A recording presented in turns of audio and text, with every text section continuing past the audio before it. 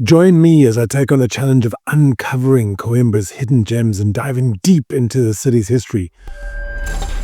Let's see what secrets this city holds.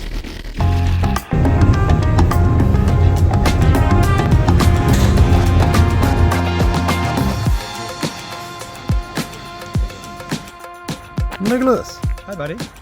As you can see, we've driven up from the Algarve for a 4-day filming extravaganza. Myself, Nick Smith, the two Nicks from the Algarve Addicts, and obviously he will be occasionally on his phone doing real estate deals because he looks after the real estate side and helps all you guys when you want to relocate to the Algarve and to Portugal.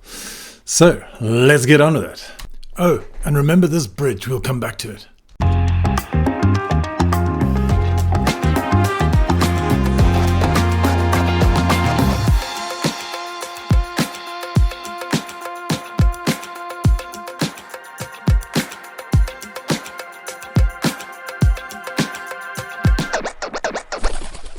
Here's some quick facts about Coimbra. Coimbra is Portugal's 4th largest city with about 115,000 people living there. It has the 7th oldest university in the world. Bologna in Italy is the oldest. And Coimbra was the capital of Portugal, with Portugal's first king being entombed in Coimbra. If you look at Coimbra's location, you'll realize why it's so important geographically. It's almost equidistant between Lisbon and Porto.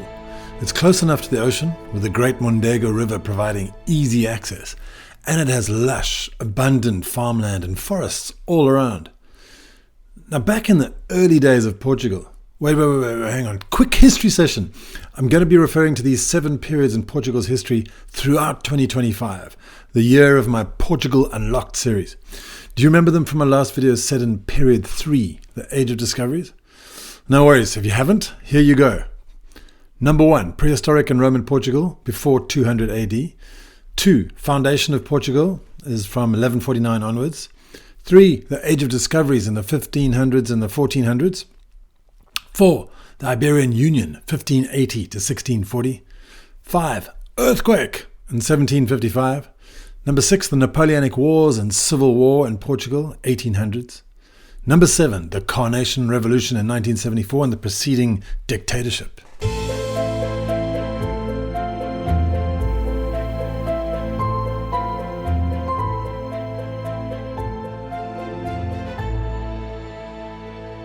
Now, obviously, Coimbra has lived through all of these ages, but the foundation of Portugal is what fascinates me the most about Coimbra. In the 1100s, the county of Portugal and the county of Coimbra split from the ruling kingdom of Leon, which is essentially modern-day Spain. After Afonso Henriques fought his mother, can you believe that, at the Battle of São Mamede. Now, he forged a new nation, and Portugal was born in 1139. Originally, the seat of government was Guimarães, where he was born, but the young nation had ambitions to move south, and Coimbra was on the southern border of their territory. So Afonso set up the capital of Portugal in 1131 in Coimbra and proceeded to use it as a strategic base to capture Lisbon from the Moors, which he did in 1147. This dude's moving fast, right? In 1255, the capital was moved from Coimbra to Lisbon, as the whole of present-day Portugal had been conquered already, and even our gorgeous little Algarve.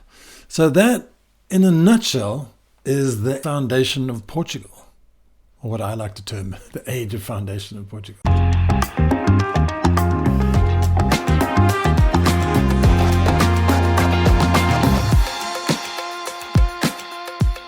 Nick and I were hungry after our long ride up from the Algarve, so lunchtime beckoned and I found this incredible place. So let's duck down an alley and find it.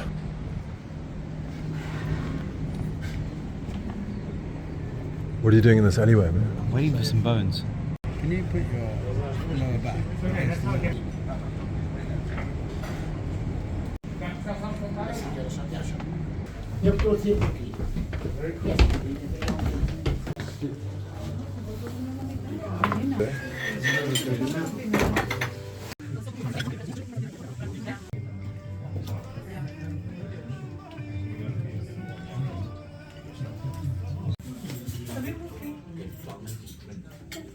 Cette feijoada de javali.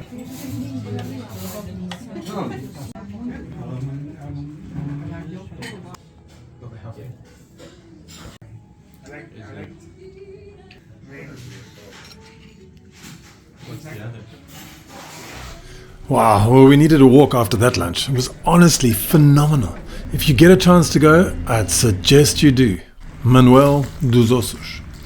We walked back to the car, drove to the Hotel Mondego, which was reasonable at €70 per night per room. I had booked a self-guided tour, which we're going to stick in our ears and walk around Coimbra, but that went out the window when I realized the sun was setting and we had to rush up to Afonso's old palace, the Royal Palace of Alcáçova. We passed his resting place at Igreja Santa Cruz on the way up, and then we arrived at the oldest university in the country. What an epic place of learning. I mean, can you imagine this? The original throne room of the palace is now used for academic ceremonies at the University of Coimbra.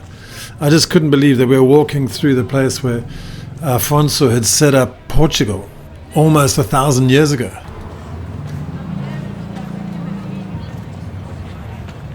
Can you just imagine coming to university here? Must be pretty epic. Pretty inspiring. Pretty inspiring, yeah. It's one of the oldest towns around.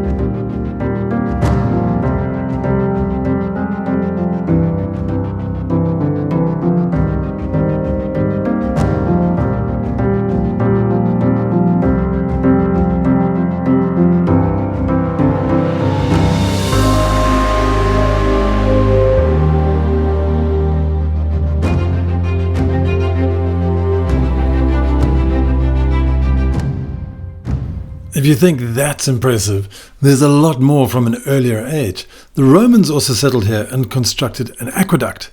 Today, the Aqueduto de São Sebastião remains an iconic landmark in Coimbra, stretching from the Mondego River towards the Almedina Arch and University Hill. Now, while it retains some Roman roots, much of what we see is a later reinterpretation of the original structure, reconstructed in the 16th century under the orders of King João III. But wait, there's more. There's actually a Roman forum from back in the old days buried under the National Museum of Machado de Castro. And there's like Roman tunnels and things like that right at the bottom. So you can actually go down there and have a look and see and just try and imagine what it must have been like to live in Coimbra under Roman rule. I don't know about you guys, but we'd had enough of history and we needed to have some refreshments. And I had found this really cool cocktail bar online. I was dying to check it out. So it's called Passport.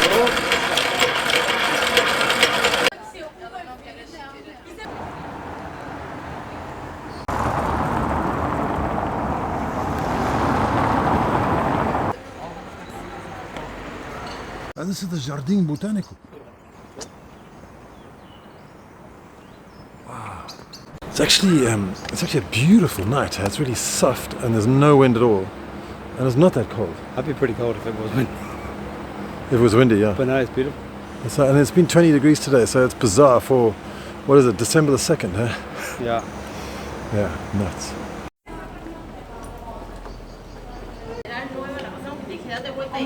I'm out here looking for a lesser spotted Nicholas, hiding amongst all the university students.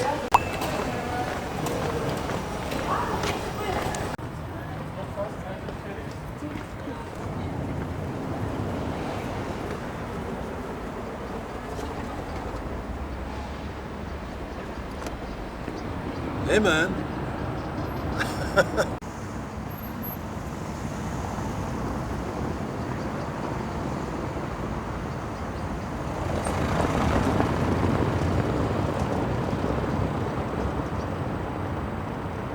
We need to head off down to this new bar, well not a bar called Passport, which has apparently got a little bit of a rooftop view, so Whiskey sours all round, right, Nick? Indeed, my friend, indeed. You like a whiskey sour? I don't mind it. Hmm. Little egg white top. I went to Johnny Walker Museum in Edinburgh. It was fantastic. That's where I learned all about whiskey. Wait, whiskey sour is the one with the egg white top, right? Yeah.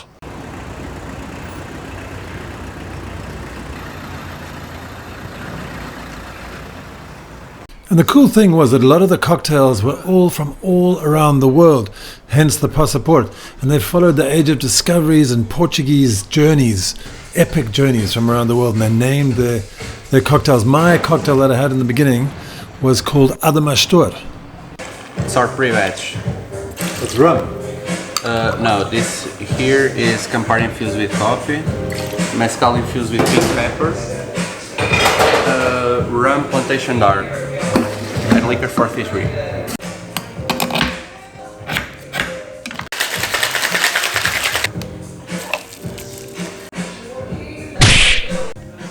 Actually, I think it was the second cocktail.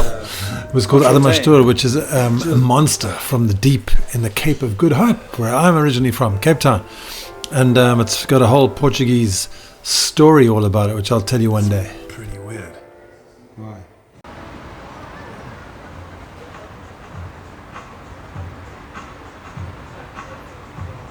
Well, we're actually going to have dinner here tonight, so it's quite funky. You'll see these incredible dishes, but it's such a stunning view. Amazing spot. Kind of like Coimbra. Kind of like it. Oh, is it looking good or what? Show us the thing. Open it up. Yes. Looks good. We just had a great time at Passport, and it's a fantastic place. So go and check it out. I think it's 20 past. Now remember that bridge I was talking about? The Pedro and Inês bridge? Well, this is a tragic love story. It's pretty gruesome. In 14th century Portugal, Prince Pedro fell deeply in love with Inês de Castro, a noble woman from Galicia. Though he was forced into an arranged marriage, his heart belonged to Inês. And after his wife's death, they lived together in Quinta das Lágrimas in Coimbra, defying the king's wishes. But now, King Afonso IV feared her political ties to Castile, so he ordered Inês's execution in 1355. Now, legend says her blood still stains the gardens where she was killed, which is just over the river here in Coimbra at Quinta das Lágrimas. Devastated, Pedro avenged her death when he became king, executing her murderers by ripping out their hearts. He even exhumed Inês's body and crowned her as queen, forcing the court to kiss her hand in a chilling act of devotion. Both Pedro and Inês were buried in the monastery of Alcobaça, which is a little way away from Coimbra, and their tombs placed foot to foot, so they would see each other again until the end of the world. It's pretty gruesome. Just before I leave you, and Nick and I skip off to our next destination in this 4-day filming trip, which you'll find out about next week, I just want to point out a couple of modern day points in Coimbra, because obviously we've dealt a lot on history. So down here next to the river where we stayed in the Hotel Mondego, there's quite a few hotels around there which are really, really well placed for you to explore downtown area and the historical area of Coimbra, which is, as you know, we're up here in the university around there. This is the resting point or the resting place in Igreja de Santa Cruz of Afonso I. Across the river is a university stadium of Coimbra. There's also a football stadium, or the Estádio Cidade de Coimbra over there. So there's lots of places to go and see football and matches and things like that. And on the western bank of the river, there's Decathlon and a large shopping mall over there, which is right on the hill. Further to the west down here is a hospital, Centro Hospitalar Universitário de Coimbra, Polo Hospital. So, and obviously there's lots and lots and lots of other things around. I mean, I can't go in depth in Coimbra because it's a large city, 115,000 people, and you need to go and investigate yourself. So hopefully this is a little primer for you to go and look at Coimbra. Thank you so much for watching this week. We really appreciate it as Nick and I go through this central Portugal trip over 4 days. So check back next week. We'll have something exciting for you. AlgarveAddicts.com. We'll see you next week. But if you need any help relocating to the Algarve, click through to our website, AlgarveAddicts.com. We offer tours, immigration assistance, long-term rentals, and we can buy your house.